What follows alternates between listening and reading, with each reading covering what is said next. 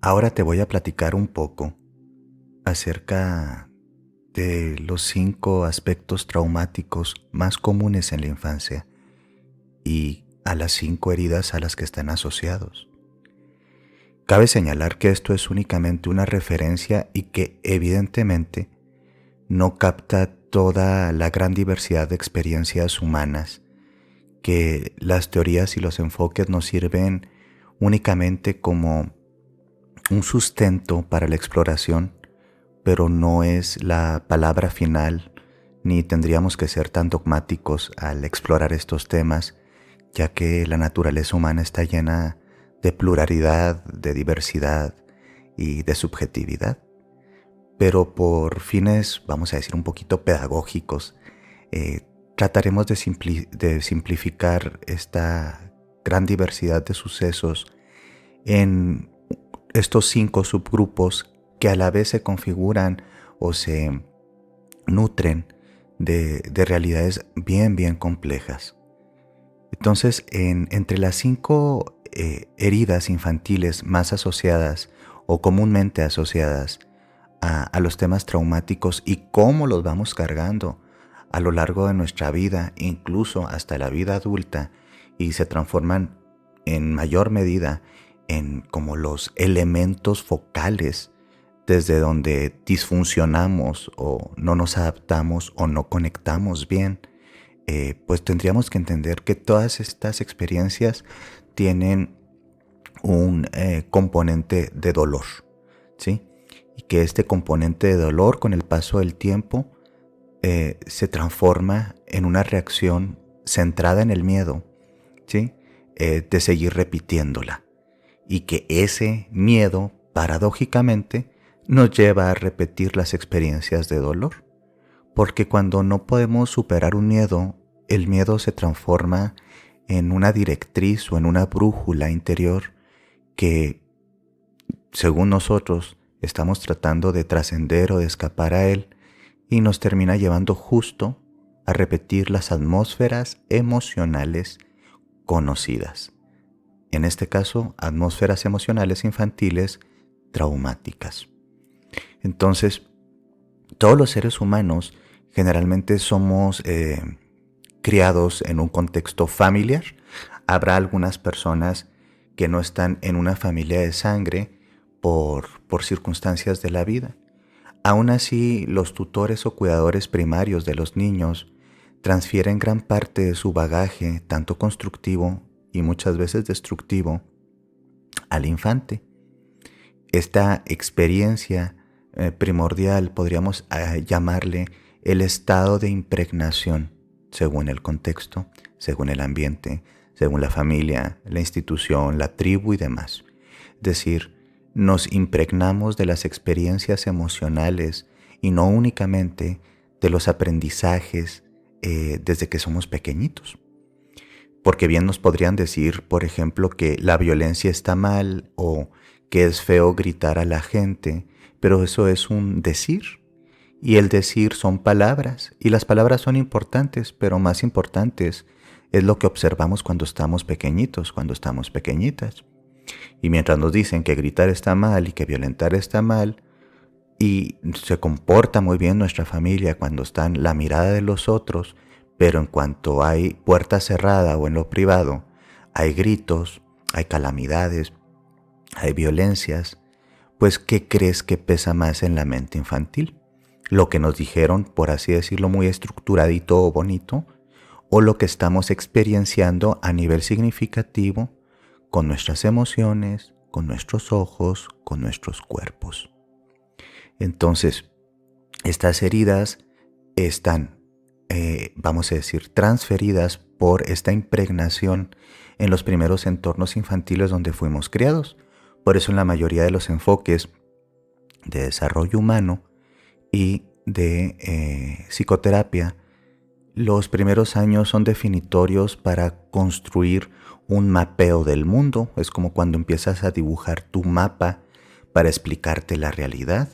Y en ese mapita, pues muchas cosas te las pusieron los demás que te criaban y otras tantas tú las fuiste dibujando entendiendo en función de lo que te tocaba ver. En estas heridas, que son el producto de los traumas infantiles primarios, eh, nos sirve como adultos para entender mucho de nuestras reacciones, por qué funcionamos como funcionamos, por qué sentimos como sentimos, por qué elegimos los vínculos que elegimos y por qué no hemos tenido otros que desearíamos. Porque si bien origen no es destino, en muchos sentidos, si nuestro origen no queda bien trascendido, entendido, asumido, nos lleva a repetir y a repetir y a repetir, porque el proceso neurótico es como un eco o una repetición de dolores mayoritariamente heredados.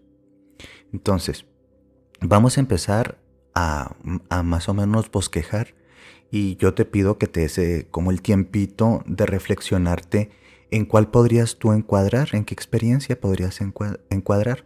Me encantaría decirte, hay nada más una y no se vale más, ¿no? Pero la realidad es que, pues, hay gente que se encuentra a sí misma reflexionándose y encontrándose con que no nada más tiene una, tiene muchas.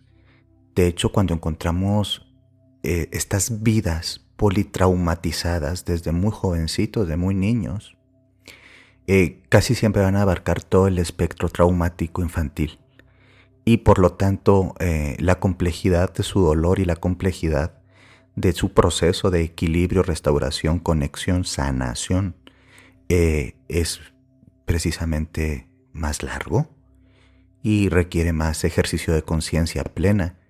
Pero no te desanimes, porque todas las personas y en general toda la vida, todo lo que está vivo, está dotado para ejercer el principio evolutivo. Y en ese principio evolutivo uno debe de poner su esperanza. Confía en que el proceso de la vida siempre cuida de ti y que hay una inteligencia dentro de ti y de toda la naturaleza que subyace al todo y que te ayuda a seguir evolucionando. No somos, sí, una excepción a la naturaleza. La naturaleza tiende a dotar a toda la existencia de procesos adaptativos y evolutivos. Entonces esta certeza, esta confianza, o incluso si le quieres llamar esta fe en que hay una fuerza que subyace a todo lo vivo, que le permite trascender, superarse, evolucionar, debe ser una de las directrices básicas para no caer en la gran desesperanza de que ya no podemos cambiar nada y que estamos destinados a estar un poco rotos, un poco heridos o crónicamente adoloridos por lo que nos sucedió. Algunas personas transfieren estas ideas evolutivas a márgenes un poco más espirituales y confían en que hay procesos, podríamos llamarle metafísicos o supraterrenos, divinidades incluso, que amparan con amor y con guía y con fuerza. Creo que los seres humanos tenemos tantas formas de explicarnos las cosas y que cada persona debe encontrar la que resuena con su esencia, con su naturaleza y con su forma. Y que cualquiera es buena siempre y cuando te permite crecer, florecer, prosperar. Entonces, lo que vamos a abordar no es para desanimarnos, lo que vamos a abordar es para sensibilizarnos, para entender y sobre todo para ubicar dónde está la herida y por lo tanto qué tipo de trauma desarrollé y por lo tanto qué tipo de patrones neuróticos estoy viviendo de forma quizá inconsciente. La primera herida ya la llamaríamos el miedo, la herida del miedo a la traición. ¿Sí? Este tipo de miedo y este tipo de herida se experimenta sobre todo cuando nos hemos sentido traicionados, engañados, timados por los cuidadores primarios, mayoritariamente el padre y la madre. Es como cuando en nuestros entornos familiares aprendimos a vincularnos a través del miedo a que continuamente vamos a ser rotos en las promesas. Es algo que se esperaba, es algo que queríamos y sentimos de una u otra forma que nos han mentido, nos han timado y se genera un miedo muy primario a continuamente ser traicionados y esto nos quita uno de los componentes esenciales para sentirnos tranquilos y felices en el mundo, que es confiar. ¿Sí? Se rompe el principio de la confianza y generalmente los niños que están habitando estas heridas, que también claro está, esos niños heridos siguen viviendo los adultos, porque nuestro niño nunca muere, nunca, ¿sí? De hecho, la mayoría de la gente andamos por el mundo realmente funcionando mucho en función de nuestro niño herido, de nuestra niña herida. Es como si todos estuviéramos un poquito rotos y un poquito perdidos, solo que fingimos que somos adultos y que estamos muy bien. Y darnos chance, darnos tiempo para aceptarlo, también es una forma de empezar a curarnos. En las manifestaciones más típicas que encontramos acá, en esta herida y cómo se reflejan nuestros traumas, es el sentido de la frustración continua, el enojo, la rabia, la desconfianza, la necesidad de ejercer control sobre supuestamente los otros y el mundo. Cuando vemos este tipo de niños, pues es muy típico encontrarlos como incluso envidiosos hacia lo que tienen los demás o cómo les cumplen a los demás. Esta desconfianza principal en que yo no puedo tener las cosas, pero los otros sí, genera un tipo de trauma desconectivo muy fuerte que es la desconexión al principio de certeza y confianza. Entonces se vive en una incertidumbre continua. Y esa incertidumbre de forma crónica o experimentada de forma crónica tiene que ver mucho con el principio que genera ansiedad, ¿sí? La incertidumbre. Entonces, estos mismos niños que se hacen adultos generalmente están frustrados, están enojados, son envidiosos, desconfían de los demás, se sienten menos porque pues sin mis padres o mis cuidadores primarios no tuvieron el amor como para responderme y confiar en ellos, pues entonces ¿cómo voy a confiar en los demás? Entonces se podría decir que se genera un tipo de apego muy inseguro, ¿sí? Respecto al mundo y a los otros, porque en el fondo, ¿de qué sirve que confíe si siempre terminan no cumpliéndome o traicionándome o dejándome frustrado? Por eso este tipo de traumas que se acumulan en el cuerpo, en la mente y en los vínculos tienden a transformarse en personas altamente controladoras y demandantes en ese sentido. Lo que acá se tendría que trabajar en muchos, vamos a decir, enfoques, es la capacidad de volver a confiar y creer que existen algunos seres humanos que sí cumplen a su palabra y a sus promesas. Porque si no trabajamos el tema de ser pacientes ante la verdad del otro y ante confiar a que el otro va a responder, continuamente desarrollamos vínculos muy superficiales para no ser lastimados. Entonces eso es frustrante porque una de las partes de la naturaleza sana de nuestra especie es que somos altamente conectivos. Y recuerda mucho este término, la conectividad, porque en la conectividad están la mayoría de las curaciones a nivel emocional y a nivel de trauma. Entonces, como adultos tenemos que desarrollar una percepción de más certeza y confianza en el mundo y a ceder un poco los controles, porque el otro puede decidir si puede o no cumplir, pero esa decisión del otro de cumplir o no define qué tan válidos somos nosotros como personas. Las personas adultas que transitan esta herida sin ser conscientes y que son, vamos a decir, poseídos por toda esta carga traumática, no pueden aceptar que las personas sigan no cumpliendo lo que dicen. Pero todas las personas en algún momento no cumplimos algo que dijimos. Y eso no debería ser el factor de nosotros destruirnos. Tenemos que aprender desde la paciencia que el otro es otro y que lo que haga el otro no necesariamente me define a mí y mucho menos si define qué tanto amor merezco o no.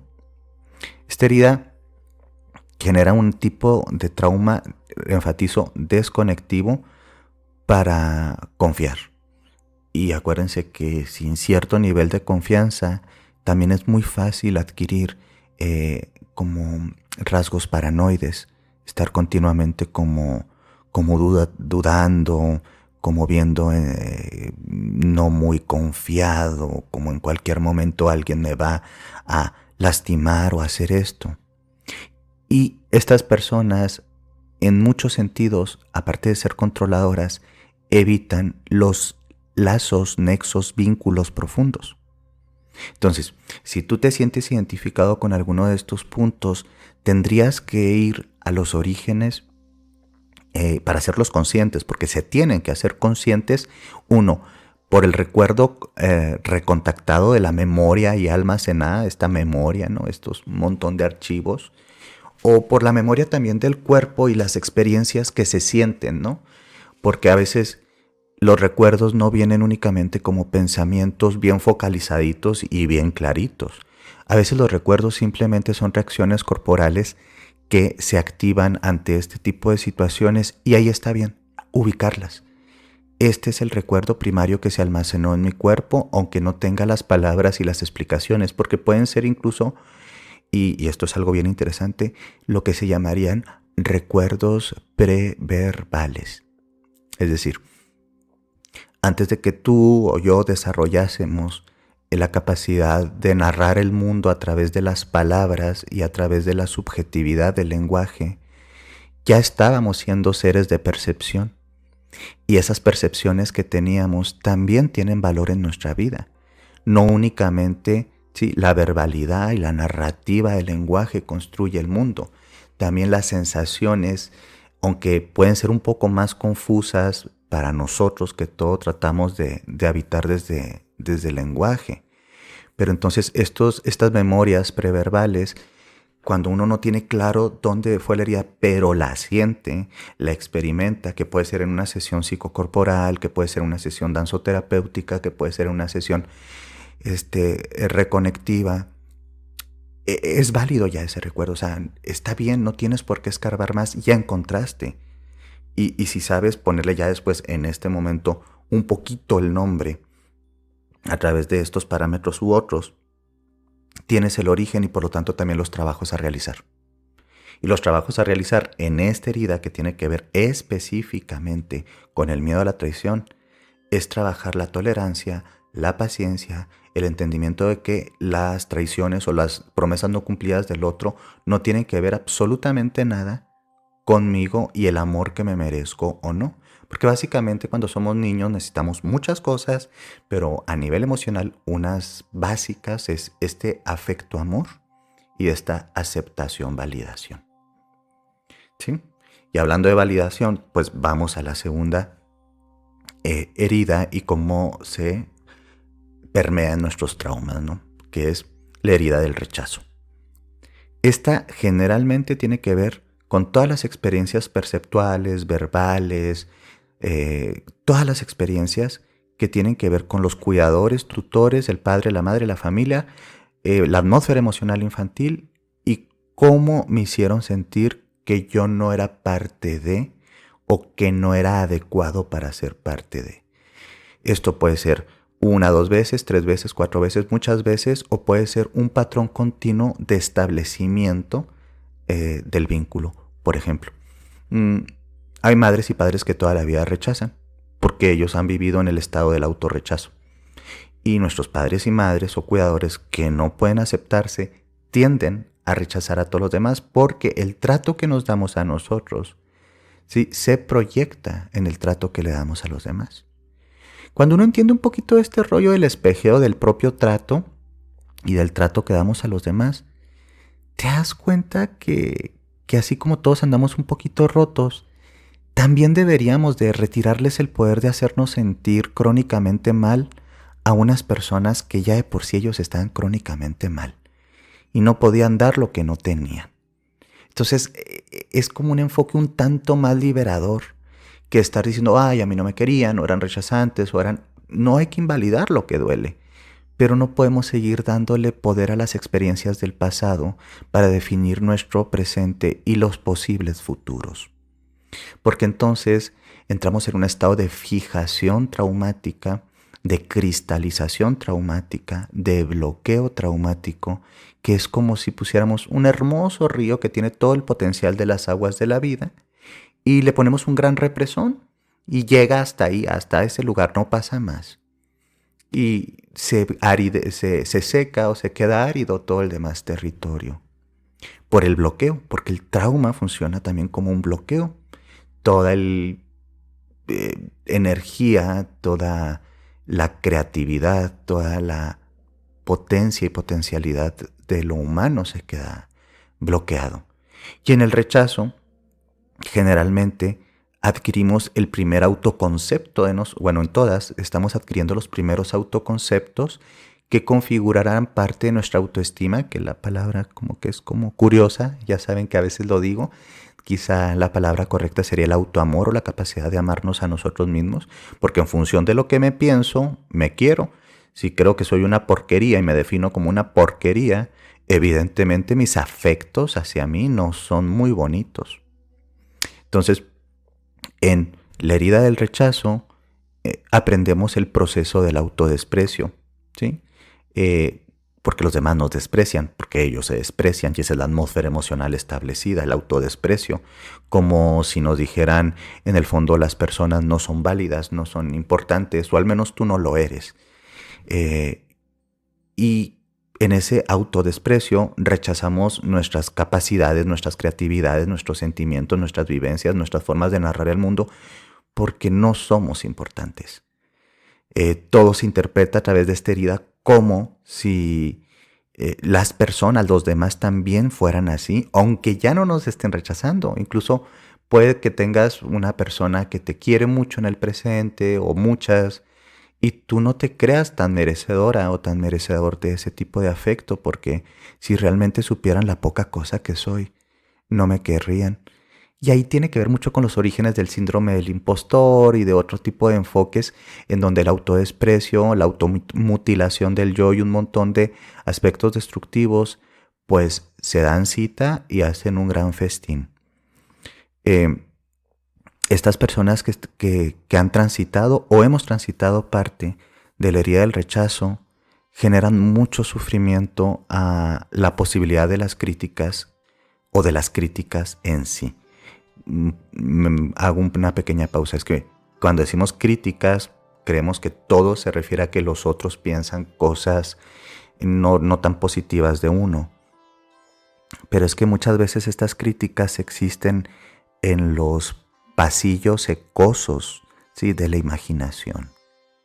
Es decir, ni siquiera te está criticando nadie y desarrollaste una función altamente defensiva para incluso imaginarte que alguien va a imaginar que tú no eres correcto o lo va a decir, cuando tal vez a la gente le interesa 3 cacahuates lo que hagas o no. Entonces se vuelven hipersensibles a la posibilidad de la crítica, incluso imaginada. Y todo esto vuelve a manifestarse en la parálisis, en la desconectividad, con un montón de sueños, creatividades, potestades, poderes, porque pues mejor no le muevo porque si no funciona bien me van a rechazar. Esta gente, cuando tiene tanto miedo al rechazo, vive muy paradójicamente. Recordemos que hay mucha paradoja en todo el tema neurótico, son muchas paradojas, buscando aprobación y aceptación. Aprobación y aceptación, aprobación y aceptación. Y pues es bien difícil, ¿no? Porque pues es un ciclo vicioso que se repite, porque no importa que tanto lo pidas y que tanto te la den, si tú no lo puedes recibir. Es como si te estuvieran dando un montón de litros y litros y litros de aguas frescas, de aguas ricas, y tú no tienes una jarra, un jarrón donde guardarlo. No puedes contener la experiencia. Entonces simplemente se te va entre los dedos y nunca es suficiente. Este miedo al rechazo en nuestras vidas adultas es bien importante hacerlo consciente a través del trabajo, de cultivar el estado de autoaceptación, de validación y de reconocimiento del sí mismo, no como un acto narcisista y pueril y vacío, sino como un acto dignificante del valor que tenemos en el mundo. Y esta valía viene únicamente por nosotros y de nosotros. ¿Nos puede ayudar nuestro ambiente en el cual nos vamos moviendo y desarrollando? Claro que sí. Y hay que alejarnos mucho, mucho cuando nos detectamos de esta herida con las personas criticonas, descalificantes y depredantes. Porque si ya de por sí nuestro proceso es un poco frágil y todavía reforzado por esos estímulos, personas, situaciones descalificantes, pues hacemos una ecuación así como para la autodestrucción, ¿sabes? Cuando las personas incluso tienen tanto miedo o tenemos tanto miedo al rechazo, nos maquillamos, utilizamos demasiado maquillaje emocional, me refiero también como un símbolo, y es bien difícil mostrarse a sí mismo tal y cual es, como al desnudo. Entonces siempre hay como una presunción de lo que se es, y no tanto una experiencia de lo que soy. Y a veces usamos tanto maquillaje y tantas máscaras que de pronto la gente llega al consultorio y ni siquiera se reconoce a sí misma. Está un poco alejada de su verdadero ser y estar en el mundo. Para evitar caer de lleno a la autodestrucción por medio de este trauma y esta herida infantil, es bien importante buscar las cosas que realmente me definen como una persona válida en el mundo. Y mira, la realidad es que no tienen que ser cosas maravillosas como pintar cuadros preciosos o ser un gran músico. A veces son cosas tan sencillas como las cosas buenas que haces por ti y por los demás. Las cosas buenas que haces por otros seres vivos. Tus virtudes escondidas que casi no te gusta cómo expresar, y no tanto lo que los demás dicen que se tiene que aplaudir. Porque vivimos en un tiempo de tanto miedo al rechazo que la gente tendemos a simular ser mucho más felices de lo que somos, mucho más maduras de la que somos, mucho más interesantes de lo que tal vez somos. Porque vivimos en una época donde se democratizaron las redes y la comunicación, y hay mucha presión en transformarnos en un buen producto para la venta para los otros. Aunque no tengamos tal vez algo que vender en sí, no me refiero a un negocio. Y entonces yo veo sobre todo a gente joven que tiene tanto miedo al rechazo que lo experimenta, por ejemplo, al no tener algunas reacciones en sus fotos en redes sociales. Y la gente tiene que empezar a desfrivolizarse para poder adquirir su poder. Porque si creemos que valemos en función de lo que los demás aplauden de nosotros, o los followers, o las reacciones, algo muy destructivo está pasando en nosotros. Y tiene que ver mucho con la situación de autorrechazo. El mundo te puede decir que eres hermoso o que eres hermosa. Lo importante es qué te dices tú al final del día.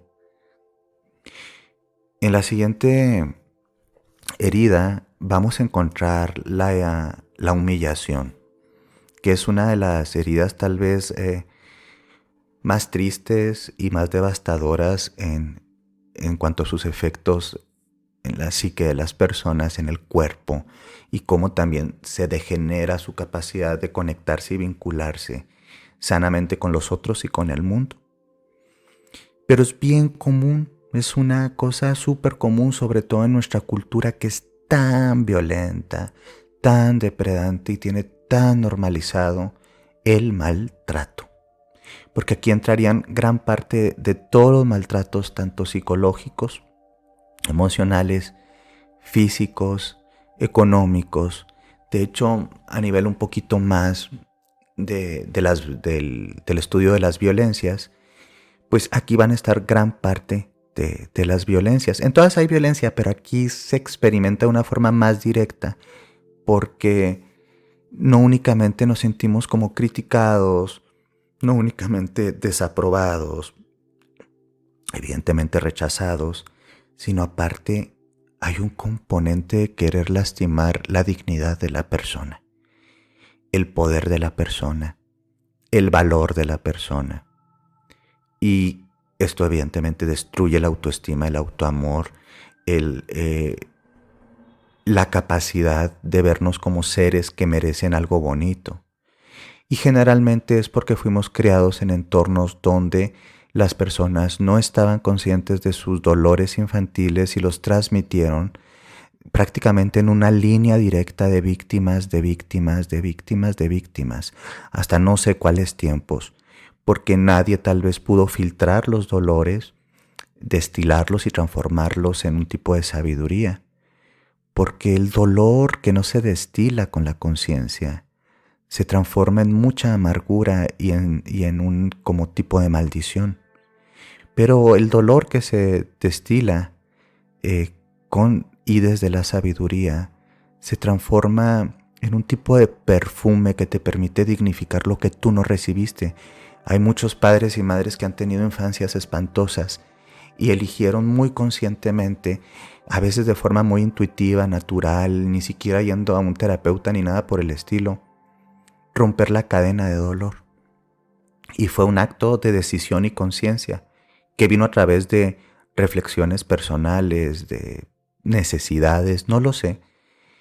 Pero cuando no se rompen estas cadenas, se replica mucho los tipos de violencia y humillación que vamos a encontrar en esta herida, que pueden ser desde humillaciones espantosas, físicas, como exponer, burlarse en el público de los niños, decirles cosas soeces, vulgares, disparates, decirles que son poca cosa, que son gordos, que son flacos, que son de tal o cual color, hacerles sentir vergüenza por su piel, hacerles sentir vergüenza por su naturaleza, por su estatus, hacerles sentir vergüenza por existir.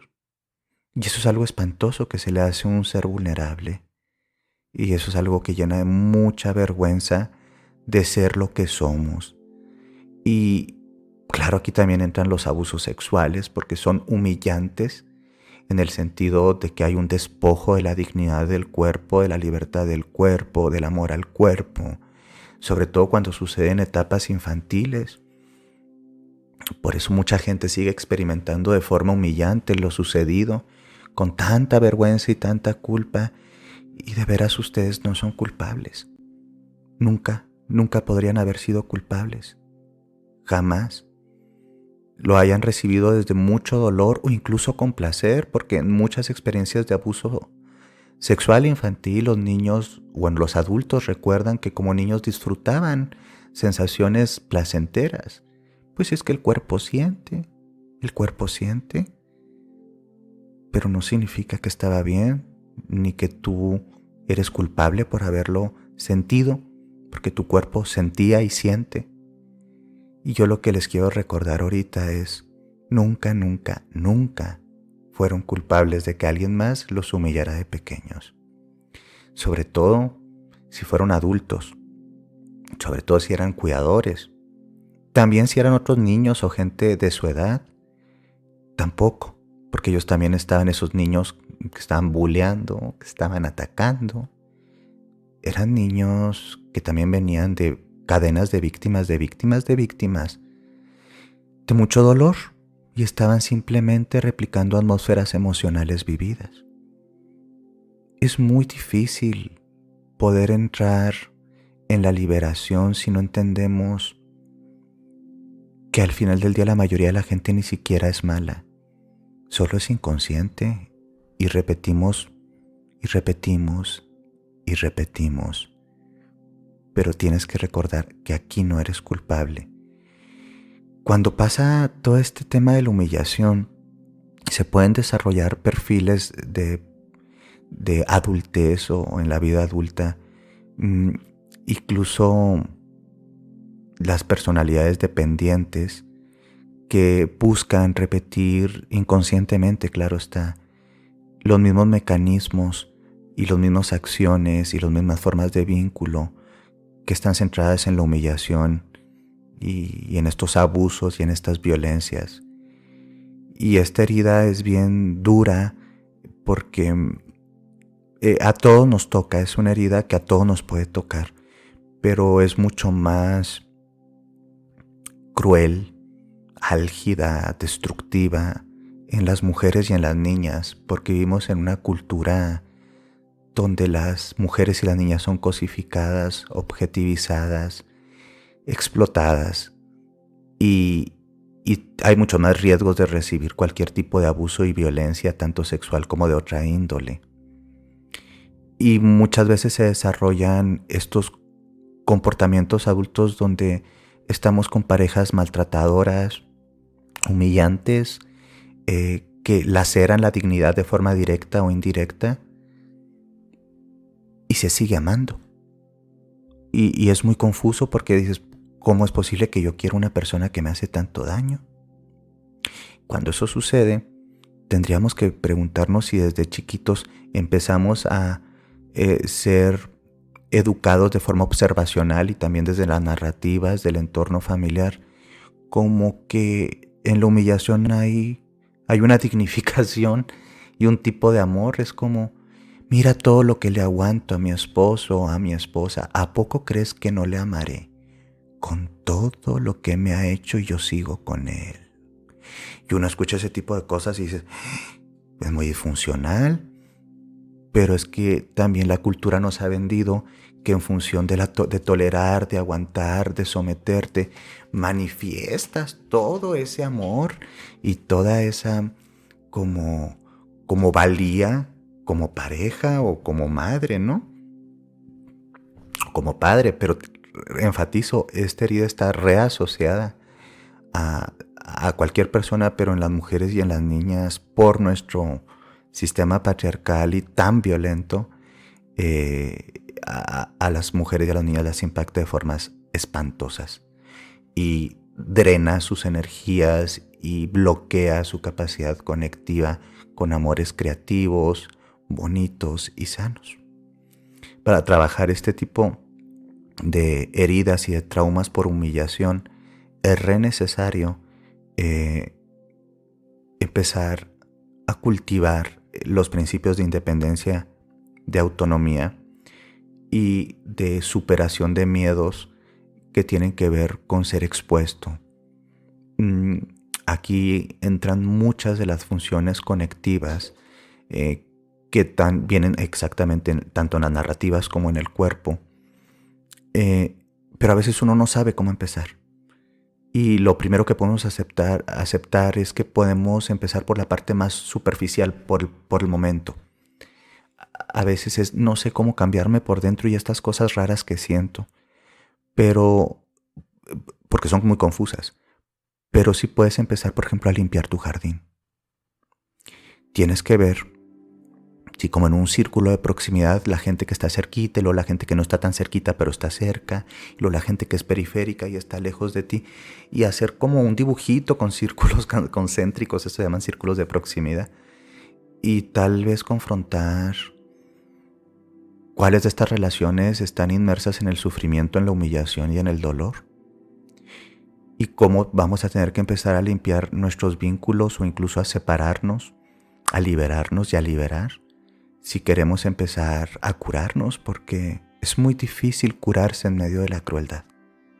Cuando tú quieres empezar a sanarte, tienes que limpiar un poquito el jardín porque necesitas mucha energía para ti y tu proceso interior, y a veces el exterior te drena, y es importante, si mientras todavía no sé cómo trabajarme toda esta complejidad del adentro, sí, empezar con la simplicidad del afuera, a tomar aunque sea distancia de las personas que son humillantes, depredantes, destructivas. El miedo a la injusticia. Aquí me hago mi nota porque pierdo el hilo. El miedo a la injusticia es un tipo, o se desarrolla un tipo de trauma también un tanto evitativo, pero más centrado en, en las ganas de adquirir poder y control sobre los otros por la sensación del poder caído que emerge de sentirse en una conducta de injusticia, en un estado de que la gente es injusta conmigo. Generalmente estos niños vienen de entornos y atmósferas emocionales infantiles donde hay autoritarismo, donde no se les toma en cuenta como personas, como seres humanos, mucho del adultocentrismo, que lo tenemos súper normalizado, súper normalizado. Es que les juro que los niños también son personas, ¿sí? Yo sé que suena muy tonto, pero hasta hace muy poquitas generaciones no eran ni siquiera vistos como personas. Eh, Anda, ¿qué digo? Si hasta hace unas poquitas generaciones, en la mayoría de los países latinoamericanos las mujeres no votaban como una persona completa, ¿verdad? ¿Qué les voy a decir? Eh, entonces generalmente vienen de estas atmósferas emocionales donde hay mucho autoritarismo, donde hay una negación del valor de las personas pequeñas, de los niños, de los infantes. Y generalmente los padres o los cuidadores tienden a una cierta frialdad en cómo ejercen el poder sobre estas personas. Cuando las personas crecen, por compensación generalmente el trauma te lleva a tratar de tú ser el controlador, no sabes negociar, eres impositivo, no sabes tener diálogos con los otros, siempre quieres ganar el poder, aunque incluso tengas que pisotear o destruir a alguien más, y esto es algo muy peligroso, para ti mismo y para los demás. Y se pueden hacer muy perfeccionistas, muy analíticos. Estas personas pueden incluso hacerse peligrosas, ¿sabes? El trauma los puede llevar a ser muy peligrosos, muy peligrosas. Dentro del estudio de la mente criminal, y no voy a criminalizar absolutamente nada, pero es un ejemplo importante.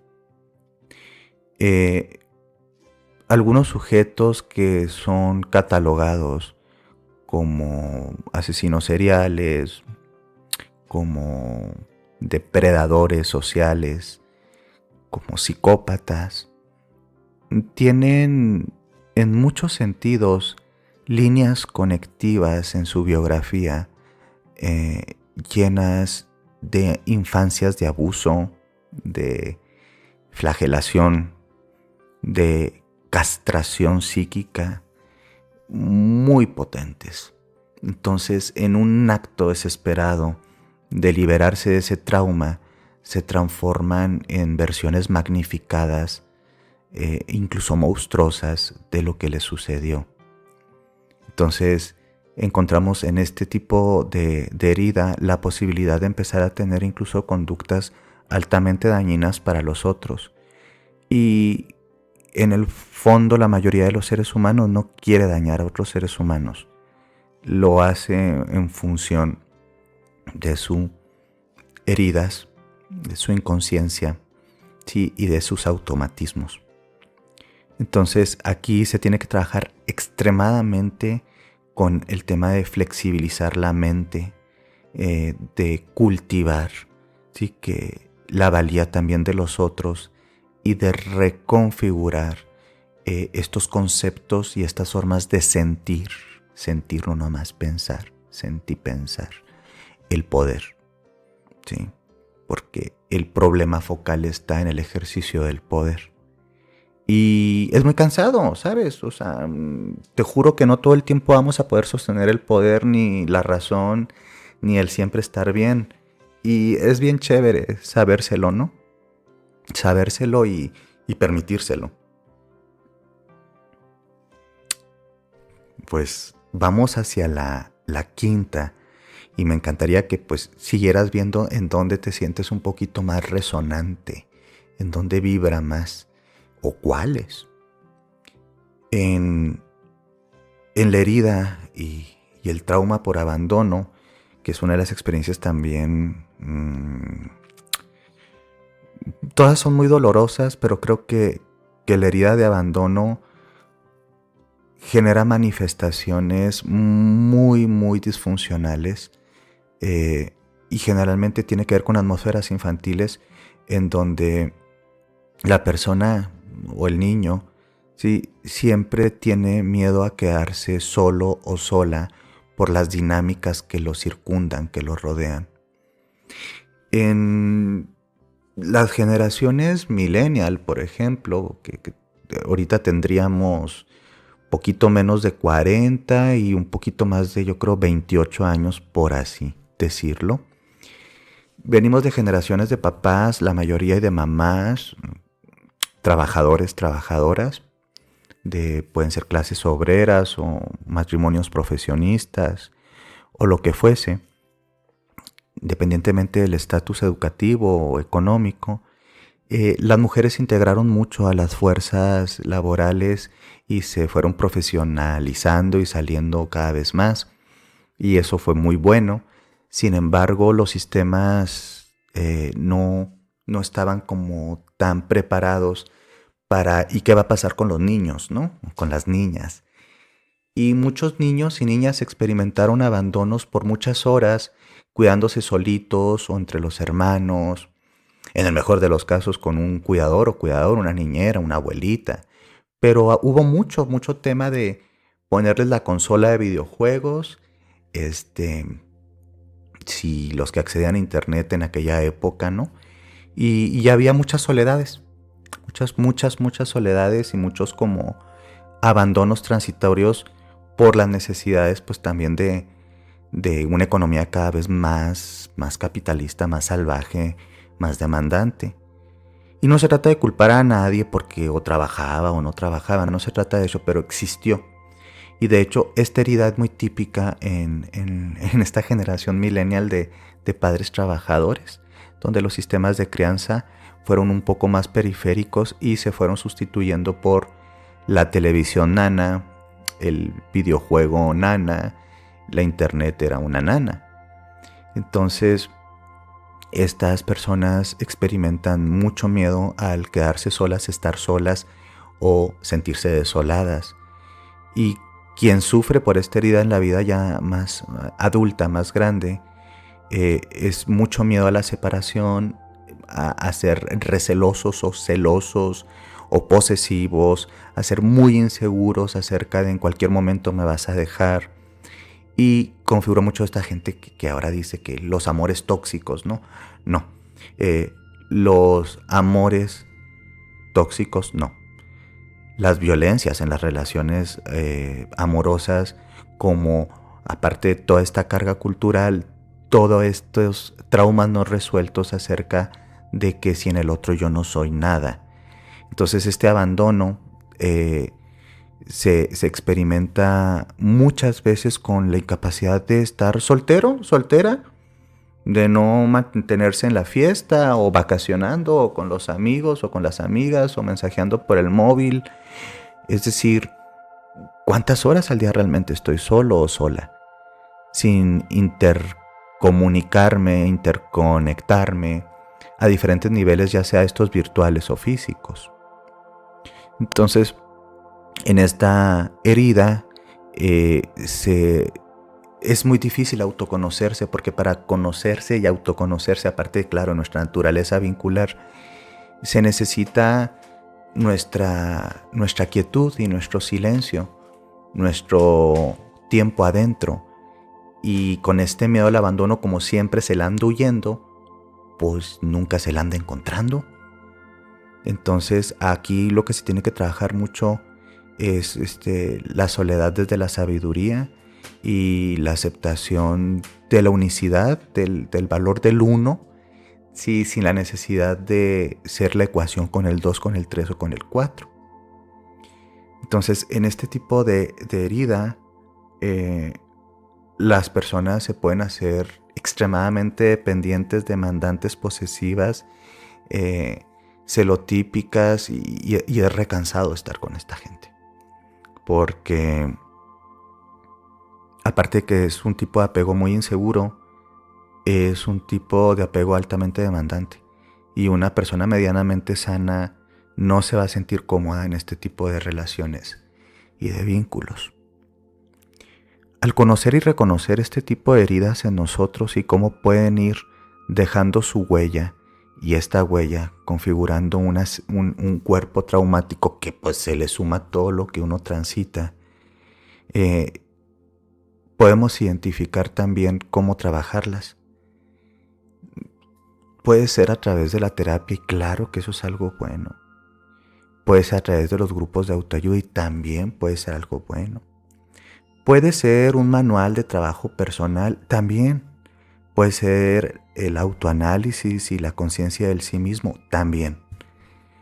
Pero en cualquiera de los casos, las heridas requieren de integrar el principio de conectividad en el sí mismo, del hacer las paces con el territorio perdido que somos nosotros mismos, dejar de escapar en el otro, en los otros, en la crítica, en la humillación, en la dependencia, en la desolación, en las conductas masoquistas y entrar más en la conexión, comunión con el sí mismo, porque en función de eso será más fácil vincularnos y conectarnos, ¿sí?, con los otros de una forma mucho más plena y sana.